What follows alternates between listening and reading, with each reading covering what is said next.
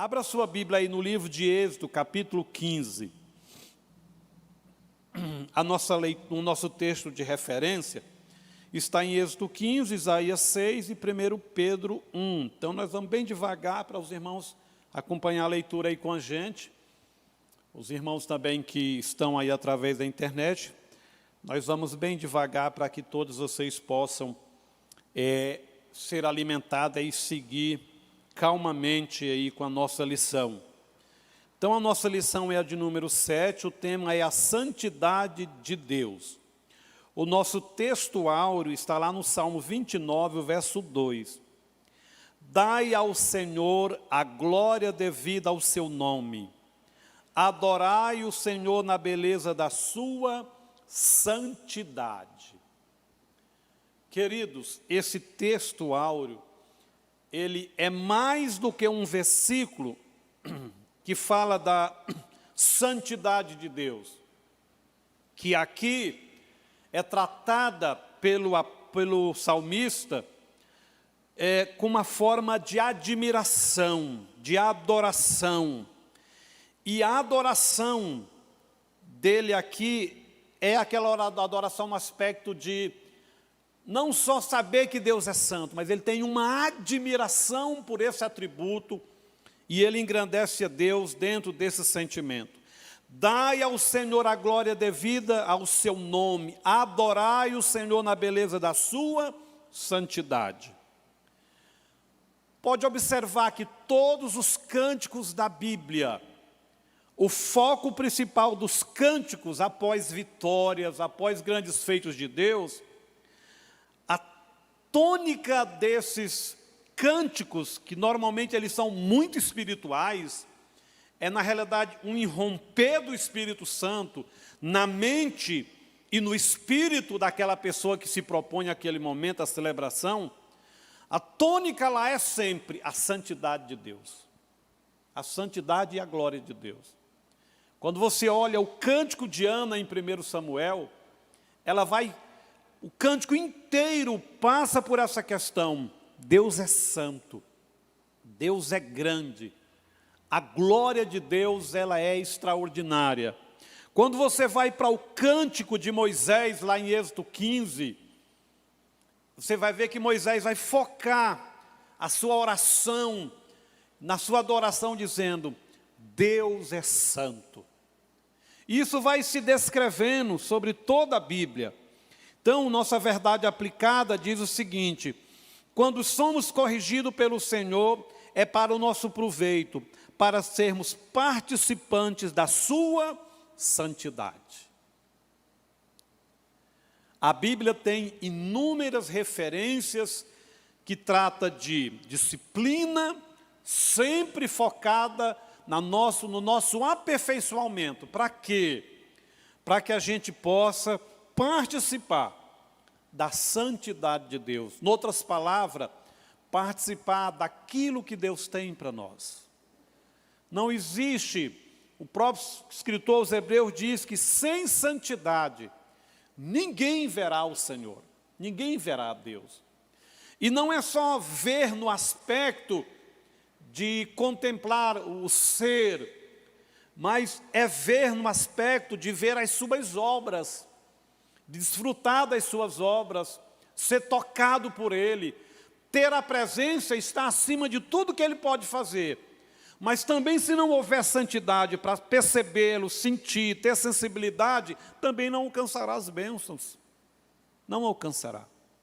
Então, santidade de Deus é um atributo extremamente importante. Nós temos 3 objetivos nessa lição. Mostrar a qualidade ou a virtude de ser santo. Então, mostrar a qualidade ou a virtude de ser santo. Segundo, ensinar que Deus não admite misturas ou contaminações. Deus nunca aceitou, nem no Antigo nem no Novo Testamento, essa questão, Deus não admite misturas ou contaminações. Esse negócio é tão sério diante de Deus, que quando Deus falou, quando vocês assumirem a terra prometida, vocês não vão fazer mistura de sementes. Vocês não vão permitir que um animal misturar as raças dos animais. Deus não aceitava. Isso era para predominar o princípio de cada coisa que Deus criou, com um fim, com um propósito, expressasse esse lado da pureza, da integridade de Deus. O que é, deve ser aquilo, para um fim e um propósito. Por isso que o cristão, ele precisa ter um padrão espiritual, para ele ser aquilo que Deus chamou para ser, para cumprir o seu propósito. E a primeira base para isso é uma vida de santidade, que começa em quem? Em Deus. O nosso terceiro objetivo é deixar claro que precisamos buscar a santificação. A salvação, você crê no Senhor, você recebe, ela é gratuitamente. A santificação faz parte do pacote da transformação. Precisa ser buscado. Precisa ser desejado com ações práticas e claras. Santificação não deve ser apenas uma ideia, uma palavra na nossa mente. A lição vai deixar claro isso, que precisamos buscar a santificação. Êxodo 15, 11, que é um dos textos de referência da nossa lição. Ó Senhor, quem é como tu entre os deuses? Quem é como tu, glorificado em santidade, terrível em louvores, operando maravilhas, ou obrando, né? Essa palavra é estranha, né? Obrando maravilhas, mas a tradução pode ser operando maravilhas. Então, o cântico, o texto aqui está no cântico, sobre do livro de Êxodo. Então ele está falando sobre a santidade. Isaías 6, verso 3, conhecidíssimo, né? E clamava uns para os outros, dizendo, Santo, Santo, Santo é o Senhor dos exércitos, toda a terra está cheia da sua glória. Inclusive há um paralelo teológico. Sempre que Deus se manifesta, que Deus está manifesto, vai ter o paralelo de santidade e glória, santidade e poder manifesto. Sempre vai vir primeiro a manifestação de Deus, o entendimento que Ele é santo. Aí sim vem glória, vem poder, vem avivamento, vem cura, manifestação dos dons. Por isso que na igreja o caráter deve vir sempre antes dos dons. Sempre vir antes dos dons. Essa semana conversando com uma pessoa, e isso é tão comum nos nossos dias, e a pessoa falando comigo sobre a facilidade de determinada pessoa em orar em línguas.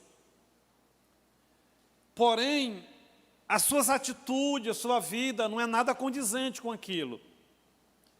E essa pessoa se sentia menor, diminuída, porque o outro lado dizia para ela, você nem em língua ora. Você vê que coisa mais tola. E eu falei, e você fica triste? Fico. Eu fico para baixo, eu me sinto menor, tal, diminuído. Falei, deixa eu te falar uma coisa. Eu conheço muitos demônios que eu já vi manifestar orando em línguas. Existe um demônio específico, é um demônio de cemitério, que ele é perfeito em imitar línguas. Esse demônio, ele opera nos cemitérios. Ele ora em língua, assim, basta ele manifestar, ele começa a orar em línguas. Eu esqueci o títulozinho que dá para ele no terreiro. Então, irmãos, nós estamos observando aqui, e clamavam uns para com os outros, dizendo, Santo, Santo, Santo é o Senhor dos exércitos, a terra está cheia da sua glória. A verdadeira glória de Deus vai se manifestar aonde a santidade de Deus ela é respeitada, ela é buscada, é reverenciada. Vocês já observaram que várias vezes determinadas pessoas chegam num lugar, na Bíblia Deus fala assim, tira as sandálias dos pés, porque esse lugar é santo. O lugar em si é santo? Não. Lembra quando Moisés, lá no Êxodo 4, se aproxima da sarça ardente? Quando ele foi se aproximando, Deus diz: Moisés, para, tire as sandálias dos pés, porque o lugar em que você vai pisar, que você está, é santo. Santo por quê? Porque Deus estava lá. Deus estava lá. Eu quero que nesta manhã você saia daqui, se você sair daqui só com isso que eu vou te falar agora, nós já ganhamos o dia. Nada vem antes da santidade. A lição vai dizer que a santidade de Deus é a plataforma, é o alicerce, é a base para a manifestação de todos os demais atributos de Deus, seja aqueles que é só dele e daqueles que é comunicável aos seres humanos. Talvez essa foi o grande achado dessa lição. Antes de Deus ser glorioso, poderoso, operar maravilha e milagre, Ele é santo. Ele é santo. Eu me lembro lá em Deuteronômio que Deus falou assim: olha, terás entre os teus utensílios uma pá. E quando for fazer a necessidade fisiológica, faça fora do arraial. Cave um buraco e use essa pá para enterrar. Para que vindo os teus inimigos não encontre impureza no teu arraial e Deus não possa te defender. Aí você pode pensar assim: mas Deus fica limitado por causa de fezes, essas coisas. Não, não é isso que a Bíblia está querendo dizer. A Bíblia está querendo dizer, a Bíblia está querendo avuçar não, como é que é? Deixar muito claro como é fina a santidade de Deus. Em outras palavras, Deus parte do princípio mínimo para que a gente não caia no macro. Porque se Deus permite o trem ficar bagunçado, nessas coisas mínimas, a gente vai importar com as grandes? De forma nenhuma, não vai. Então, saia daqui nesta manhã, você que está nos assistindo ou vai ver depois, com esse princípio. Nada que vem depois é mais importante do que a santidade de Deus e a nossa santidade. E a nossa santidade. Nada é. Não adianta pregar bem demais, cantar bem demais, evangelizar demais, ser usado demais. Não adianta. Porque Jó diz assim, que tudo será colocado diante dos olhos de Deus, todas as obras, tudo que a gente fala, que a gente pensa, que a gente faz, será colocado diante de Deus como o ouro é colocado no cadim, que fala? No cadim? Cadim. E será provado pelo fogo da santidade de Deus. Não é pelo poder de Deus, não é pela autoridade, a santidade vai separar o que é impureza, o que é mentira, o que é verdade.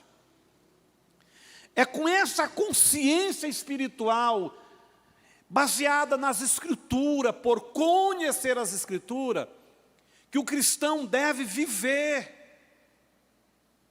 Porque, irmãos, nós estamos vivendo o tempo da axiologia. Eu acho. Eu penso. Aí você vai observar o que as pessoas acham, o que elas pensam, não tem nenhum parâmetro com as Escrituras. Logo, posso dizer nesta manhã, que é impossível a um cristão que não lê Bíblia acertar, Zé. É impossível. Como que eu vou conhecer meu Deus, saber o que Ele pensa, o que Ele quer, se eu não conheço a Bíblia? que é a carta magna da sua vontade, dos seus projetos, do seu querer. É o livro que expressa o seu caráter em essência. Seria a mesma coisa de eu querer ser médico estudando livros de direito. Impossível. E, ao contrário, é verdade. Não tem como ser advogado lendo só coisas sobre medicina. Não tem como eu ser santo se eu não conheço as Escrituras que mostra o grau, a forma da santidade de Deus. E o diabo, irmão, é muito esperto. O inimigo não quer que o cristão leia a Bíblia. Sabe qual é a arma que o inimigo mais usa para você não ler Bíblia nem orar? O ativismo. Você já observou que se você não levantar cedo e já orar, você não consegue orar durante o dia? É zap, é internet, é trabalho, é alguém ligando, é tudo chamando a atenção da gente. Eu lembro, irmãos, que naquela época a gente tinha telefone fixo em casa. O infeliz, o telefone tocava sempre que a gente ia orar. Você ia lá, atendia ninguém. Cansei de estar em oração e o telefone... Blim, blim, blim, blim, blim. Falei, mas isso é ele. Com certeza é ele.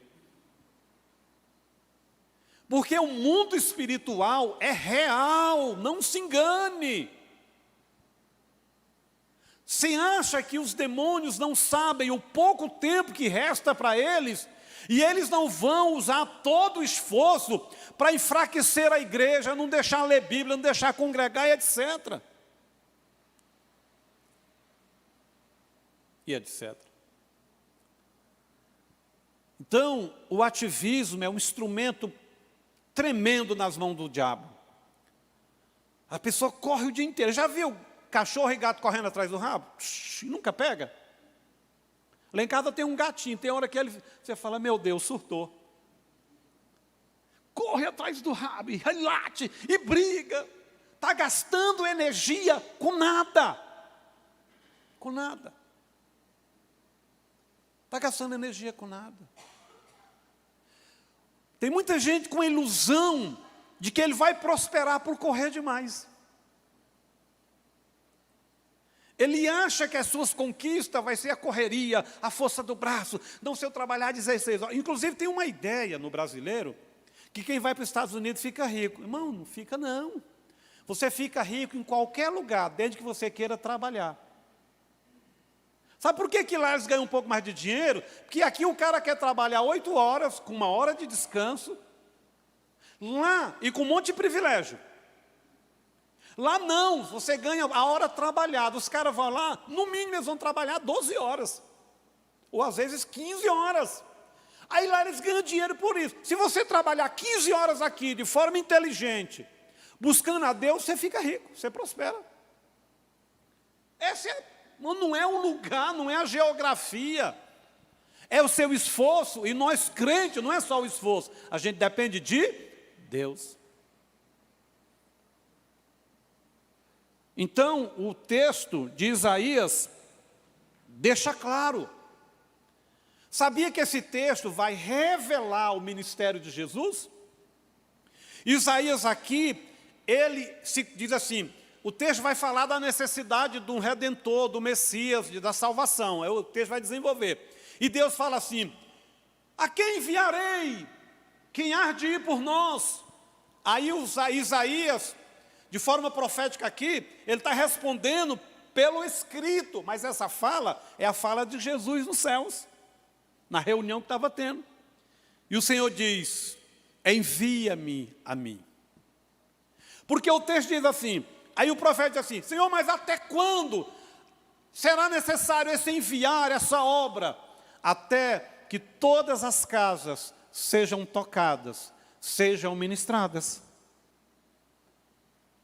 Então está tratando do ministério de Jesus. E do ministério de Jesus através da igreja pelo Espírito Santo.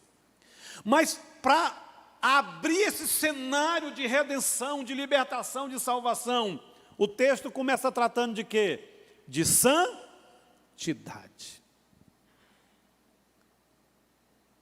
A gente só entende santidade. Irmão, olha, deixa eu falar uma coisa para você. Você só vai entender arrependimento quando você entender a santidade de Deus. É impossível você ter a revelação do verdadeiro arrependimento enquanto você não entender a santidade de Deus. Porque eu pergunto, as nossas faculdades mentais, a nossa alma, o que vemos no dia a dia, é capaz de produzir sentimento de arrependimento e santidade? Não é. A nossa alma, ela é corrompida e a nossa carne é caída. O que nasceu de novo na gente foi o Espírito. A nossa alma está em transformação e o corpo receberá a redenção pelo episódio da volta do Senhor, para arrebatar a igreja, ressuscitar os mortos primeiro, depois os santos vivos serão transformados. A prova é o texto que nós estamos aqui, Isaías 6. A Bíblia diz assim, no ano que morreu o rei Uzias, Isaías diz assim, eu vi a santidade de quem? Diga comigo, antes do arrependimento, tem que ter os olhos abertos para a grandiosidade da santidade de Deus. Não adianta. Aí Isaías diz assim, eu vi, aí ele grita, irmão, porque a gente lê na Bíblia, a coisa está acontecendo assim, parece que calma, né? Imagine um homem, uma referência para uma nação. De repente ele está vivendo num cenário religioso caído, mas ele acha que ele é muito bom, ele é profeta, ele é do todo o melhor, mas esse melhor, quando olha para Deus, quando olha para a santidade, ele se vê como um lixo. Um lixo. E ele diz assim, ai de mim, porque os meus olhos viram a santidade do Senhor. Por isso que eu falei, antes do verdadeiro arrependimento, você precisa ter um choque da santidade de Deus. Senão a gente trata pecado com reforminha, com essa questão do relativismo. Mas para você não pode, eu sou forte, eu posso. Tá. Existe um tripé na teologia.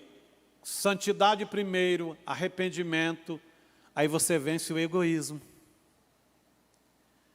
Porque o ser humano é por natureza egocentrista. Nós somos seres egoístas. Sabe por que ninguém gosta de ser confrontado no seu pecado? Porque a gente é egoísta. A gente acha que a gente é a última Coca-Cola. Ou o último gás que tem na Coca-Cola, né? Porque o bom é o gás, mano, não é a Coca, não. Beba uma Coca, um refrigerante sem gás aí para você ver. Que aquele trem parecendo remédio genérico.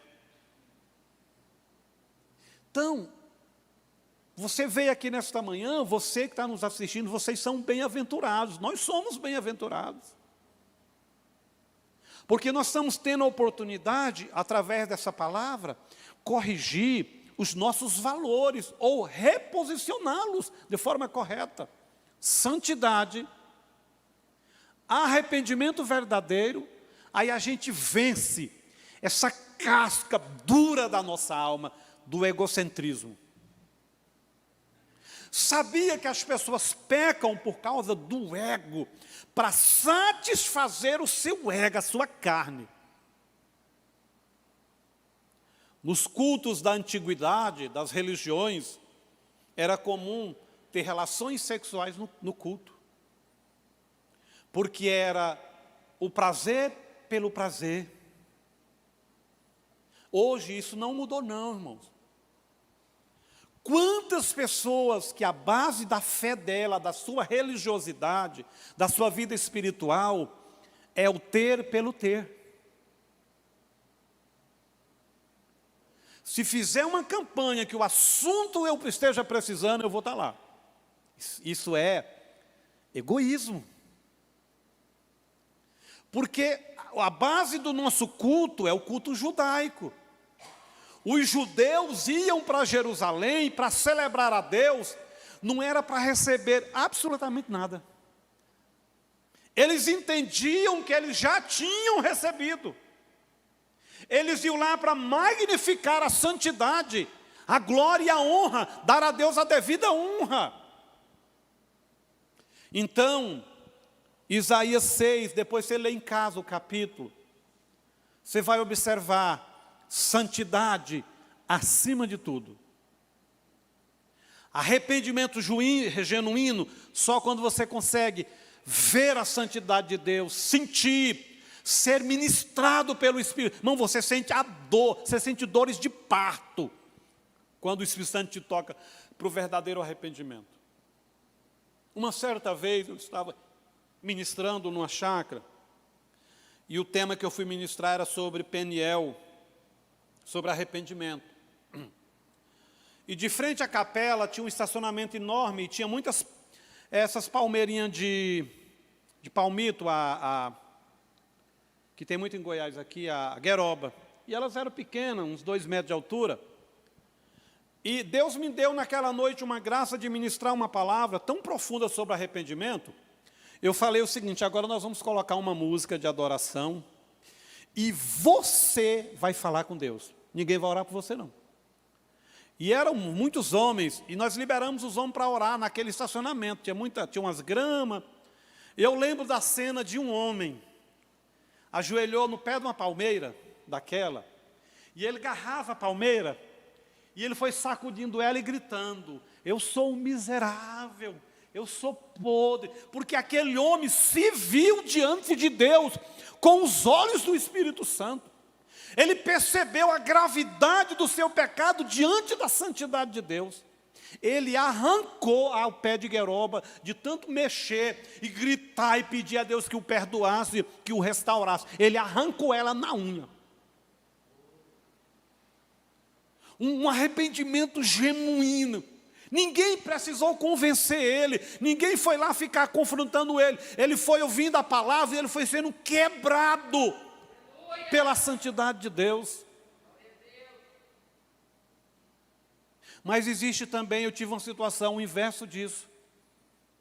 Um determinado homem, a gente sempre fazia depois uma fila para quem queria ter um momento de confissão, de arrependimento. E veio um homem conversar comigo. E a gente dava à pessoa a liberdade de falar baixinho no ouvido, a gente colocava uma música mais alta, ficava longe um do outro, para a pessoa não ficar constrangida. E ele veio, olhou para mim assim e falou assim: eu tenho muitos pecados. Eu gosto disso, daquilo. E era tudo pecado na área sexual. Ele falou assim uns 7 minutos, eu olhei para ele e falei assim: Pombagira, eu não aluguei os meus ouvidos para você ficar discussando o que você gosta. De joelho, ele manifestou de joelho, a Pombagira. O cara tinha ouvido uma palavra sobre arrependimento. Mas ele vem discursar a sua podridão em cima de mim, sem nenhum arrependimento. Anos de igreja com a mente cauterizada. A mensagem não alcançou a mente dele. A mensagem encontrou pedras, rocha naquela alma. E aquele homem perdeu a oportunidade de arrepender, de reconhecer a santidade de Deus e arrepender. Eu falei: a sua sorte, que essa é a primeira ministração de 13 que vai ter esses 3 dias. Até lá, quem sabe, você não entende o processo e cede o espaço do seu coração para Deus. Irmão, ele nem viu que ele manifestou. Ele caiu de joelho, eu repreendi, ele levantou e ele não viu. Não viu. Tamanho era o domínio. As trevas têm essa capacidade de nos enganar. Irmão, o engano de repente assusta. Mas aquele engano que vai sendo estabelecido, uma gotinha aqui, outra gotinha ali, Cuidado. Chega um momento que você já não sabe quem é a pessoa ou quem é a ação maligna. O pastor João usa uma frase que eu gosto muito dela. Ele falou o seguinte, que quem mente uma vez, apenas falou uma mentira. Quem mente constantemente, vira uma mentira. Falei, Uma hora a pessoa mentiu, mas ele acostumou tanto que ele passa a ser a mentira. Eu tive um parente assim. Você nunca sabia quando ele estava falando a verdade. Porque ele traçava um cenário. Eu lembro da Meire um dia, nós recém-casados fomos no Maranhão. E fomos à casa dessa pessoa. E essa pessoa contou para a Meire, tipo assim, Meire, eu vou ali, não sei o quê, não sei o quê. Zé, ele era natural. E a Meirinha foi para a fazenda acreditando em tudo. Falei, Meire, aquilo é tudo mentira. Aquela história toda que ele contou, como é mentira? Ele não mentia, ele virou a mentira. Para esse tipo de processo, tem que haver um choque com a santidade de Deus. E, infelizmente, alguma dessas pessoas só chega a ter esse choque com muito adoecimento, com trauma na cama, com apodrecimento, às vezes, do próprio corpo. Infelizmente, eu já vi isso. Eu já vi. Pessoas que só reconheceram os seus erros quando estava apodrecendo numa cama. Mas até nisso a gente vê misericórdia. Porque seria pior se partisse sem reconhecer, sem se arrepender. Então vamos avançar, 1 Pedro 1, versículo 15. Mas como é santo aquele que vos chamou, sede vós também santos em toda a vossa maneira de viver. Porquanto escrito está, sede santos porque eu sou santo. O versículo 15 diz, mas como é santo aquele que vos chamou, sede vós também santos em toda a vossa maneira de viver. Não é santidade, não é apenas palavras, eu sou santo. Alguém falar para mim, pastor Eudes, você é um doce, você é humilde, você é santo. Não, não é isso. É em toda a vossa maneira de viver. De viver. De viver. É nas palavras. É a forma que você faz negócio. É a forma que namora. É a linguagem que você tem nos lugares que você faz parte. É de toda forma de viver.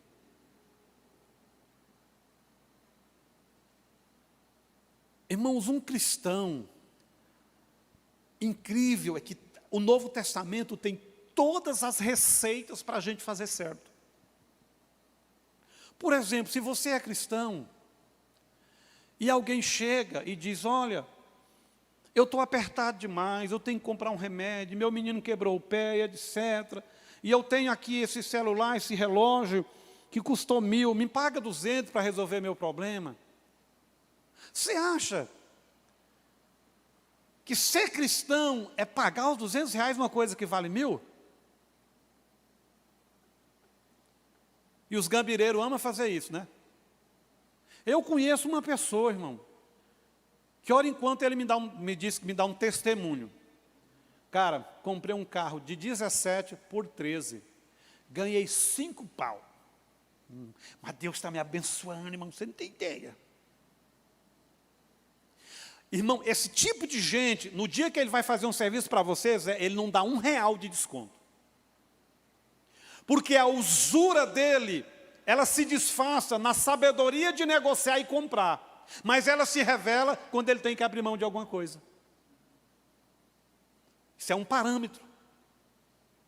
Já viu aquela frase, toda pessoa boa demais para cobrar é ruim para pagar? Vocês conhecem alguém assim? Quando o cara, irmão, te cobra demais, não deixe ele ficar devendo para você não, que você vai ter canseira. ter canseira. Então, pastor, qual é o padrão justo? Porque santidade sempre vai te levar para um senso íntimo, fino de justiça. Tanto é que o símbolo no tabernáculo de santidade é o linho finíssimo. Todos os atributos de Deus e também o de santidade aparecem nos materiais que está no tabernáculo.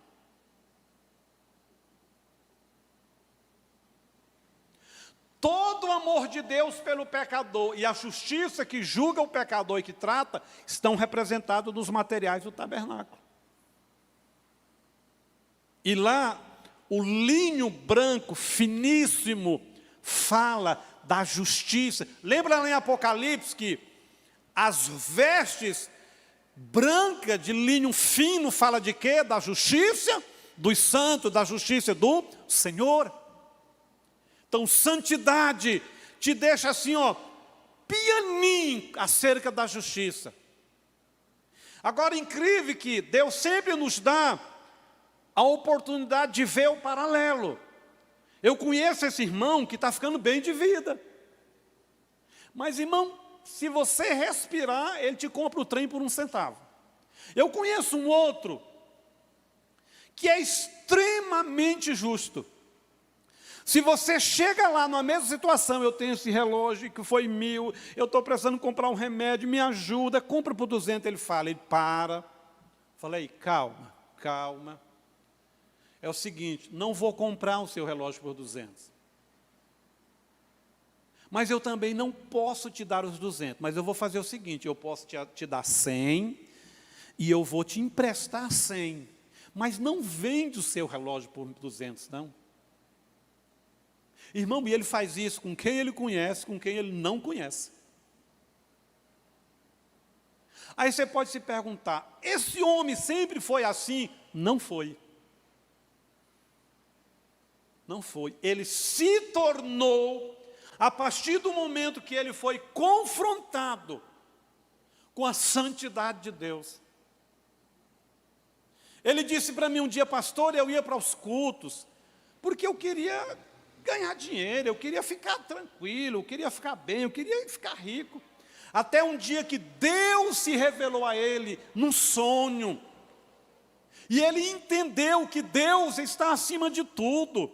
Aquele texto lá de Mateus que diz, olha, as demais coisas serão acrescentadas, mas busque em primeiro lugar o reino dos céus. O que é buscar o reino dos céus? É buscar a Deus, é valorizar a Deus, as ideias dos céus, aquilo que os céus de fato dá valor. E tudo que vem do céu é, diga, santo e justo. O salmista diz que Deus governa a partir do seu trono, com retidão e justiça. O texto nem precisa dizer que a base desse trono é a santidade, porque o próprio Deus é a santidade.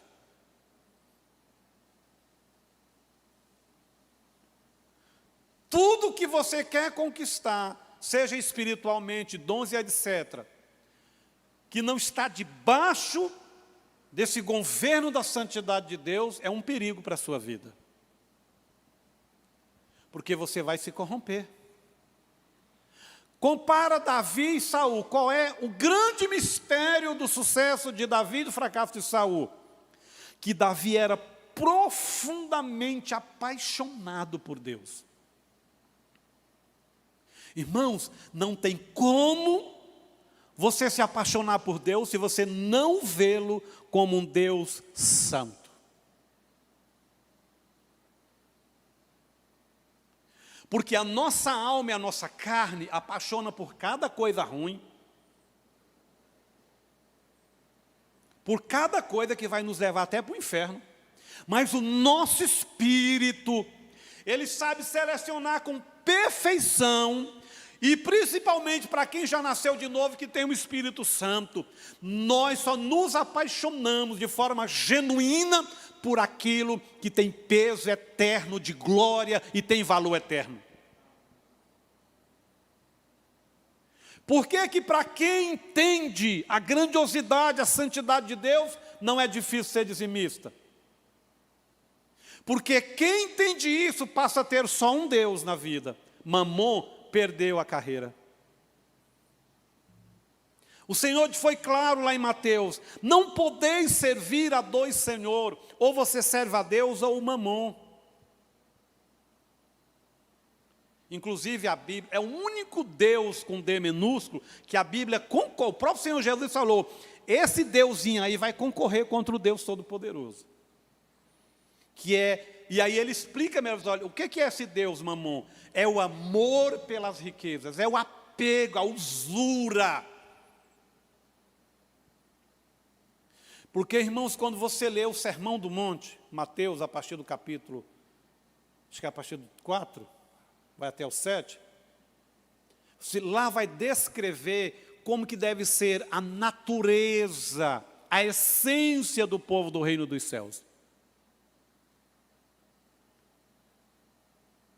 E lá diz que a natureza do povo do reino dos céus, a principal delas, é que eles são filhos de Deus. Qual é a característica mais evidente do Sermão do Monte que alguém é crente de verdade? É ele ter essa natureza, é ele transparecer que ele parece com Deus porque ele é filho. Bem-aventurado porque vocês vão ser chamados filhos de Deus. A gente quer ser bem-aventurado porque vai ter a terra, que vai ter o melhor, e etc, e etc. Então, santidade de Deus, verdadeiro arrependimento, vence o egoísmo, anda em linha com a justiça de Deus. Aí, irmão, as unhas do capeta param de entrar na sua vida. Porque aí toda proposta que o diabo fizer, ele vai fazer na base das coisas materiais, humanas, desse mundo, das emoções caídas. Isso para você estar no devido lugar, com o seu devido valor. Isso não vai mais mexer com você. Porque você tem um foco. O meu Deus é santo.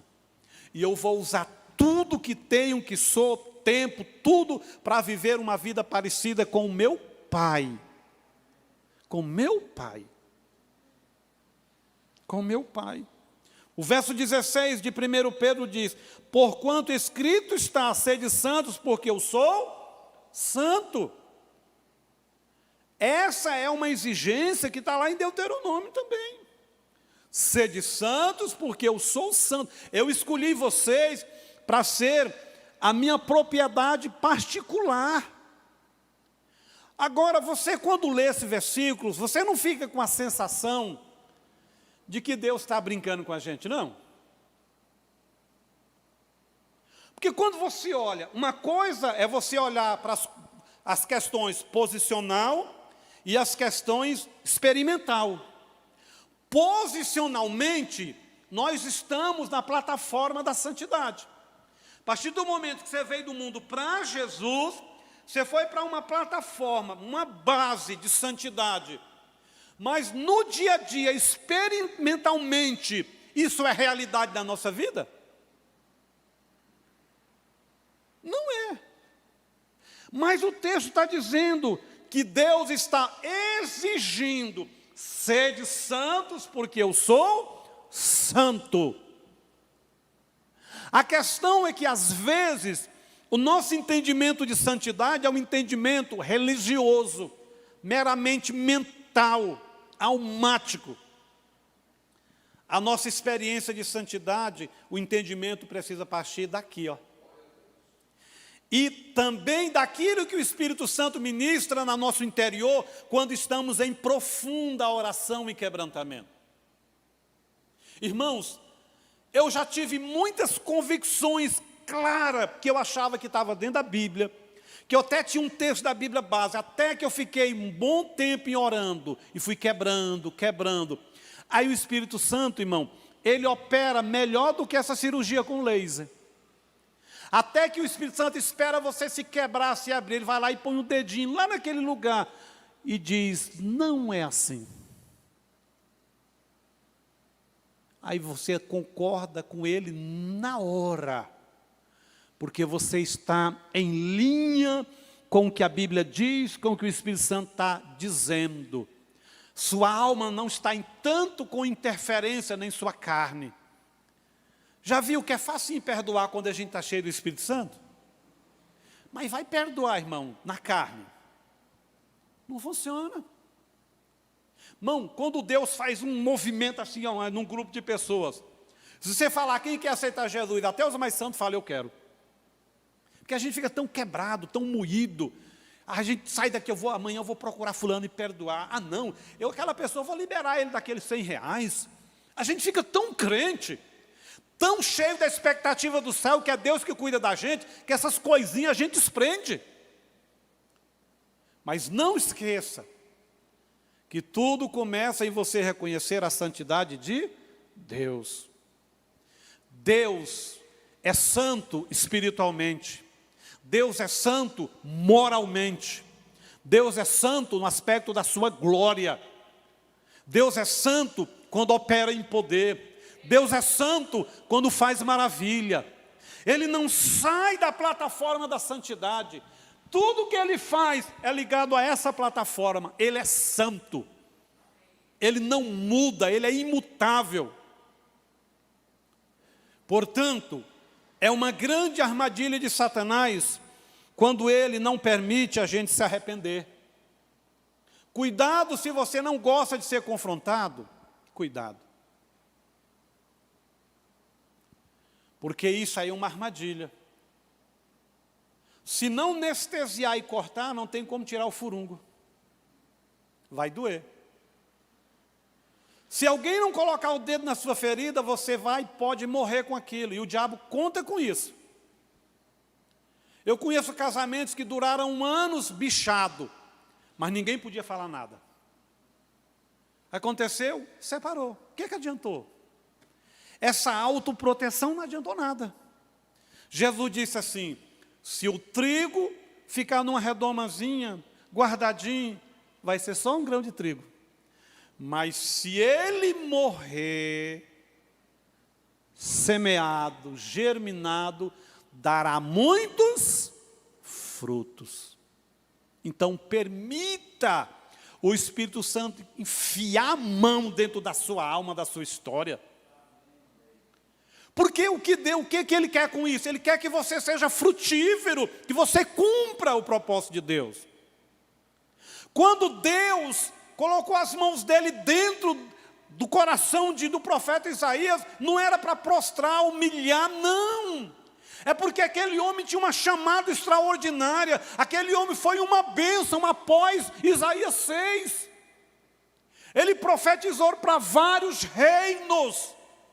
É o maior livro profético do Antigo Testamento. É o livro que é chamado o livro messiânico. É o livro que revela toda a estrutura de Jesus, do ministério, da sua obra, tudo. Então imagine Deus escolheu Isaías para aquilo, e o diabo estava enganando ele, e Deus ficasse de braço cruzado. Deus ia ter que levantar outro, e aquele cara ia ser frustrado no final. Então entenda uma coisa, quando Deus usa alguém para te confrontar, esquece que é a pessoa e veja por trás a mão invisível de Deus. Irmão, eu já falei, ninguém gosta de ser confrontado. Sabe o que é a pior coisa? É confrontar pecado. Você tem duas opções quando você vai confrontar pecado. Você ir com muito cuidado bonzinho e aquilo dá em nada. Ou então você apertar mesmo e ver o seu caráter ser exposto. Se existir uma coisa que não serve para pastor, é querer a sua reputação protegida. Não serve. Não se engane. Irmão, adolescente, jovem, pessoa adulta, tem a capacidade de destruir a sua reputação pastoral.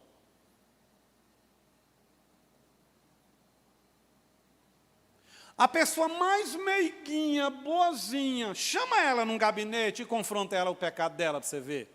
Ela sai dali e ela vai em A, em B e C e ela detona a sua reputação. E sabe o que é que você vai fazer? Nada. Você tem só que orar. E aí Deus expõe aquela pessoa depois. O pecado dela aparece no público. Sempre, eu aprendi uma coisa com Davi. É outra frase que o pastor João fala constantemente. Sempre que um líder erra perto da gente, aquilo se torna um teste para a gente. Você pode até não ter nada a ver com aquilo, aquilo se torna um teste. Imagine você numa sala, tem 20 pessoas, você não tem nada a ver com abacaxi, e um líder vai lá e comete um erro. E o erro dele não está conectado a você, não te prejudica, você entra no teste. Porque naquela hora o Espírito Santo vai ficar te olhando. Eu quero ver qual vai ser a fala dele. Eu quero ver qual vai ser a atitude dele. Uma vez eu estou pregando e o Espírito Santo falou para mim assim, fala para essa pessoa aqui, ó, que o silêncio também é uma forma de se esconder. Eu falei, mas não tem conexão com o que eu estou pregando. Fala, porque ele vai entender o que eu estou falando. Eu falei, fulano, o Espírito Santo me manda te dizer que o teu silêncio é uma forma de se esconder. Deus me pegou na curva, Deus me achou, joelhou. E depois eu fui ver, é bíblico. Adão não se escondeu só atrás da árvore fisicamente. Ele se escondeu antes com o silêncio, foi omisso. Eva está lá uma semana, 2, 3, um mês conversando com a cobra, e o marido da mulher não toma atino com aquele negócio. Que a gente pensa assim, que foi 10 minutinhos, né? A Eva chegou lá, oi, tudo bom? A senhora hoje está mais colorida, tomou sol, né? Aí ela, vamos comer dessa... Não, aquilo pode ter durado meses, aquilo é uma tentação. Eva sabia da verdade.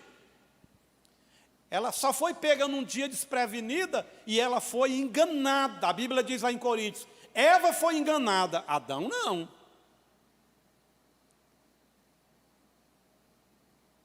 Então, irmãos, antes de Adão se esconder atrás da árvore, ele se escondeu no silêncio, na omissão. Por que que ele não colocou aquela mulher na linha? Por que que ele não cuidou para a mulher não cair nas mãos da cobra? Aliás, tem muitas mulheres aí quase à beira do abismo caindo na mão da cobra, né? Porque o marido é passadão. Imagina, Zé, sua mulher postando foto na internet toda hora, fazendo biquinho, e não sei o quê. Uai, ela é casada com você, uai. Que ela mostre para você sem tirar foto, para quê? Irmão, você acha que eu vou deixar a Meire maquiando, tirando foto? Ué, ela está publicando isso aí no Instagram para quem? Se eu estou dentro da casa dela. Você pode tirar a foto, Meirinha, no seu celular e me mostrar no celular. Não posta não, hein? E os caras, a mulher dele se oferecendo para o mundo inteiro, se mostrando, e o cara bobão, boiando. Pois é, daqui a pouco alguém vai acessar o Instagram dela, vai descobrir o celular, o WhatsApp, e quando você vê, você vai estar com um galhão. Graças a Deus que o trem é invisível, Zé. Porque já imaginou se fosse visível? Que tragédia. E os homens assim, ai, pastor, boiando. Ei, você é o Adão. Você acha que Deus não vai cobrar de você? Não. Você acha que Deus não vai chegar o chicote, você é o sacerdote do lar. Você é lá o farol de Deus, você é o radar de Deus. Você tem que perceber as coisas. Irmão, eu percebo. Eu não tenho nada a ver com a mulher dos outros. Ora, enquanto eu dou uma olhada para ver alguma coisa, amigos meus, está lá. As mulheres casadas, posta toda hora um trem, posta, é foto, é não sei o quê, e tira foto assim, aí tira aquela foto de cima assim, né? Para ver o tamanho do volume da bênção da irmã.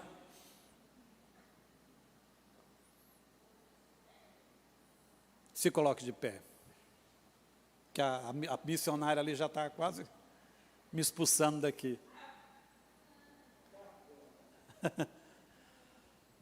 Eu quero dar um conselho para os irmãos.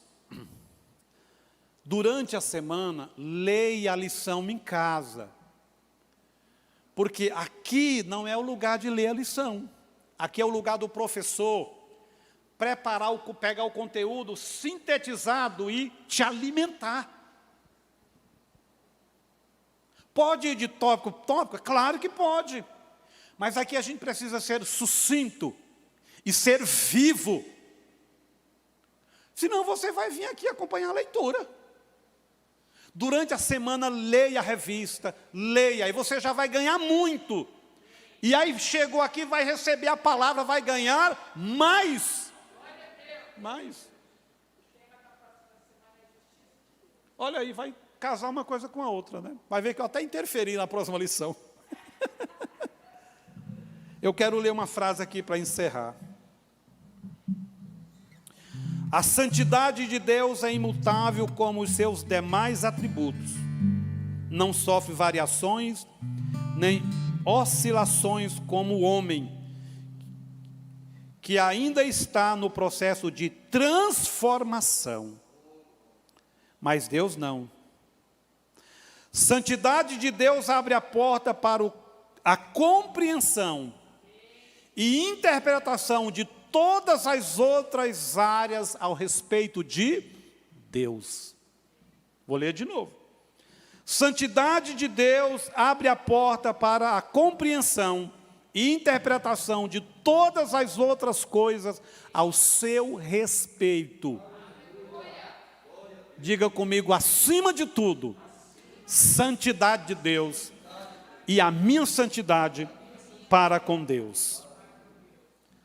Irmãos, essas lições, aliás, eu estou quase que constantemente falando isso, né? Mas você é muito bem-aventurado por vir na escola bíblica. A gente sai de uma revista e eu fico pensando assim, não vai ter outra igual não. Mas aí Deus tem nos guiado. A gente consegue achar uma revista que ela vai lá e ela é melhor do que a anterior. E incrível o seguinte, que aquilo que Deus está fazendo aqui, porque nós retornamos à escola bíblica para essa questão da revista, porque as nossas outras igrejas, nenhuma tem revista, nenhuma. O cara chega lá, durante a semana, estuda o que ele quer e prega. Só que eu estou pegando essa revista digital e estou mandando para os pastores que dirigem congregação. E eles, cara, mas esse trem é bom. E eu estou incentivando, rapaz, implanta a escola bíblica, põe uma revista e tal. Vamos orar? Irmãos, raramente se prega na igreja sobre santidade. E quando prega é sobre a santidade da gente para Deus. Então, a gente foi muito feliz em ter uma lição falando da santidade de Deus. Porque santidade que é buscada de baixo para cima, sem entendimento da de cima, ela não vai gerar nada. Você não vai conseguir. Quando você entende a santidade de Deus, você vê que essa santidade dela vem misericórdia, graça, bondade. Que Deus não abre mão de você quando você peca. Pelo contrário, Ele usa ferramentas para te trazer de volta, para debaixo desse lençol, do manto de santidade dEle. Amém? Vamos orar. Que você possa falar para Deus, Deus, eu quero levar uma vida mais santa. Eu quero valorizar as ferramentas que podem me dar maior entendimento disso, que é ler Bíblia, ler um bom livro que tem inspiração da Bíblia, ler mais a nossa revista que tem um conteúdo extenso, perfeito. Pai, nós te louvamos. Pai, nós te damos graças.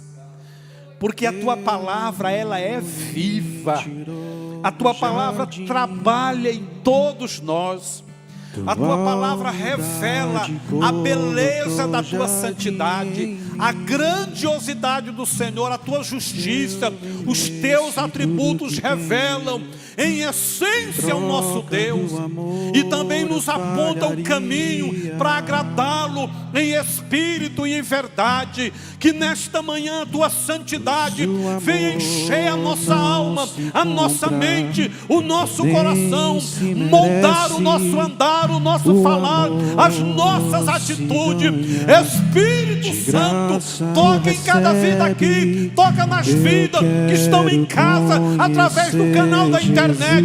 Que haja uma manhã de decisão, de avivamento, de reconciliação, de restauração, de reposicionamento espiritual. Bendito seja o Senhor pela tua palavra tão rica e tão eficaz para a nossa vida. Aleluia, aleluia. Jesus.